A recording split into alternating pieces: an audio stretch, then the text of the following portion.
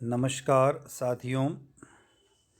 आज आपके लिए मैं इस वीडियो लेक्चर में हमारा जो केमिस्ट्री के जो वीडियो रहते हैं उस लीक से हटकर बहुत महत्वपूर्ण जानकारी अर्थ यानी पृथ्वी का कुछ सामान्य ज्ञान से संबंधित प्रश्नों का संग्रह आपके लिए लेकर आया हूँ। आई होप ये वीडियो लेक्चर आप लोगों को पसंद आएगा। हम स्टार्ट करते हैं यहाँ पर द अर्थ।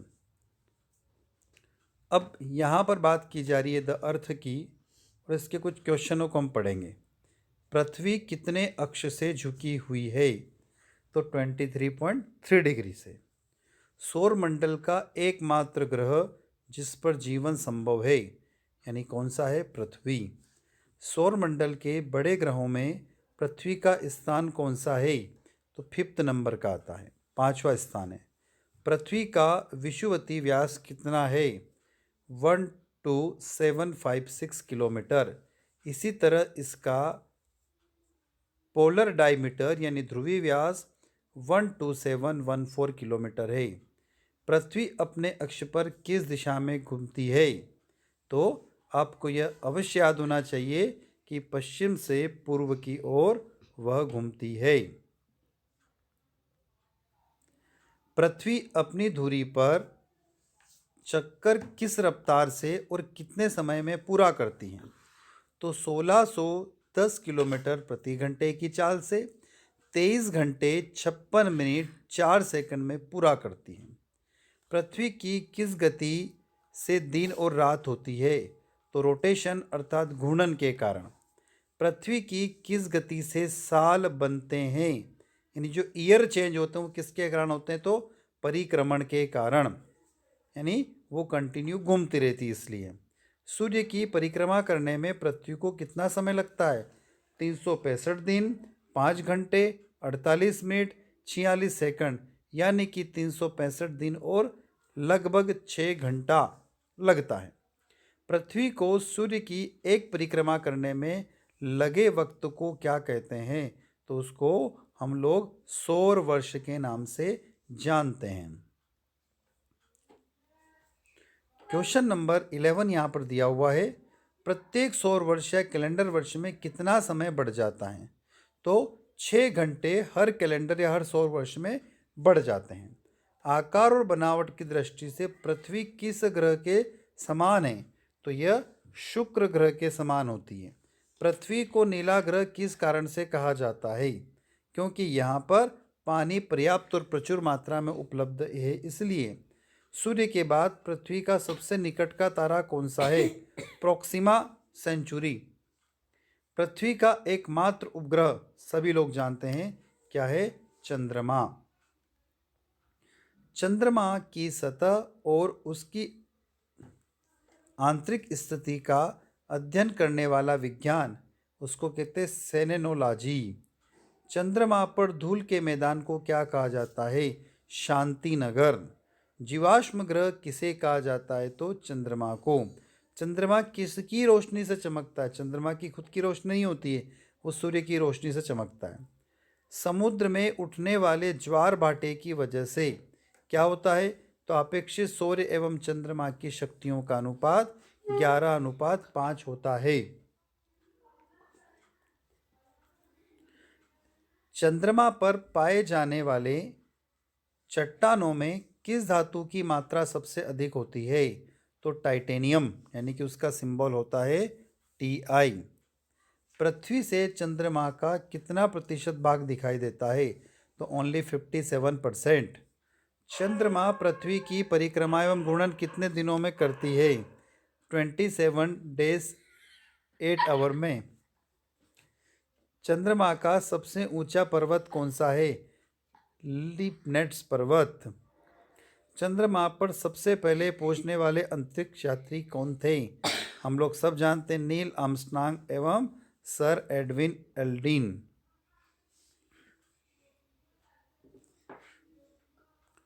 नेक्स्ट है 26 नंबर। चंद्रमा पर कब अंतरिक्ष यात्रियों ने पहुंचने में सफलता पाई थी? तो 21 जुलाई 1969 को।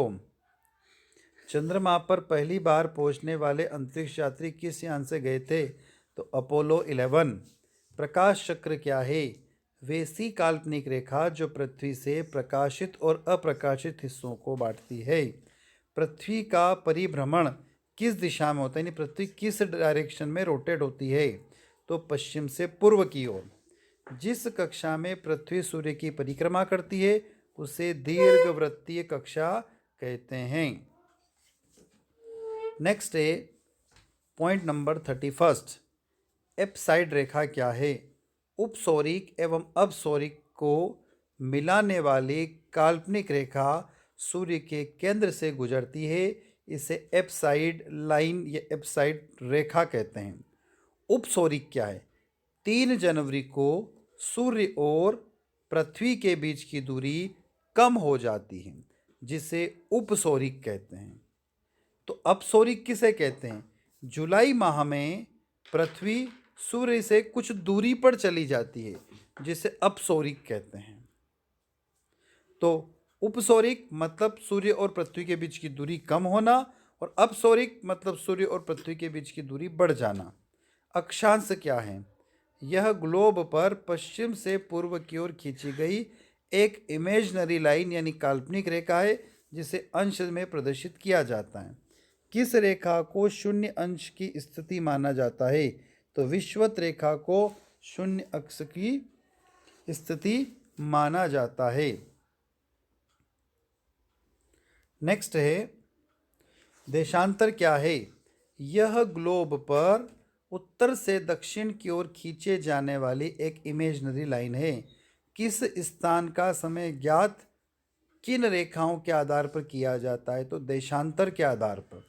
2 देशांतर रेखाओं के बीच की दूरी को क्या कहेंगे? तो गोरे कहेंगे। सूर्य ग्रहण क्या है? तो जब कभी दिन में के समय सूर्य तथा पृथ्वी के बीच चंद्रमा आ जाता है तो सूर्य की चमकती सतह चंद्रमा की वजह से दिखाई नहीं देती है। इसे ही सूर्य ग्रहण कहा जाता है। पूर्ण सूर्य ग्रहण किस दिन होता है? तो ये अमावस्या के दिन पूर्ण सूर्य ग्रहण होता है। चंद्र ग्रहण क्या है? तो जब सूर्य और चंद्रमा के बीच पृथ्वी आ जाती है तो सूर्य की पूरी रोशनी चंद्रमा पर नहीं पड़ती है, इसे चंद्र ग्रहण कहा जाता है। पूर्ण चंद्र ग्रहण कब होता है? तो पूर्णिमा की रात्रि को होता है। समय का निर्धारण कैसे किया जाता है? एक देशांतर का अंतर होने पर समय में 4 मिनट का अंतर होता है। चूंकि पृथ्वी पश्चिम से पूर्व की ओर घूमती है, इसलिए पूर्व की ओर बढ़ने पर प्रत्येक देशांतर पर 4 मिनट बढ़ जाता है, और पश्चिम में जाने पर प्रत्येक देशांतर पर 4 मिनट कम हो जाता है। इसलिए एक देश से दूसरे देश में जाने पर समय में अंतर आता है, जिसे देशांतर कहते हैं। अंतर्राष्ट्रीय तिथि रेखा क्या है? 180 डिग्री देशांतर को अंतर्राष्ट्रीय तिथि रेखा कहते हैं। तो ये आप लोगों ने हमारे साथ में अर्थ से संबंधित कुछ महत्वपूर्ण प्रश्नों का संग्रह देखा। इस प्रकार के वीडियो लेक्चर आप लोगों को यदि अच्छे लगते हैं तो हमारे इस चैनल को सब्सक्राइब करें और साथ ही बेल आइकन को प्रेस करें, जिससे और नोटिफिकेशन ऑन कर दें, जिससे आपको समय समय पर हमारे वीडियो उपलब्ध होते रहें। साथ ही वीडियो अच्छा लगता है तो लाइक करें, कमेंट बॉक्स में कमेंट करें कि आपको वीडियो कैसा लगा। धन्यवाद।